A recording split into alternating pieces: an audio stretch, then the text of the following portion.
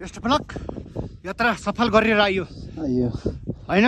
के अरे हाम्रो सिन्धुपाल्चोकको भैरव कुण्ड त्यस 150 जना हिँडेमा फाइनल्ली 11 जना मात्र पुग्यो होइन। हजुर त्यसको लागि हामी 11 जनालाई नै धेरै धेरै धन्यवाद होइन त। बधाई पनि छ, खुसियाली लाग्यो।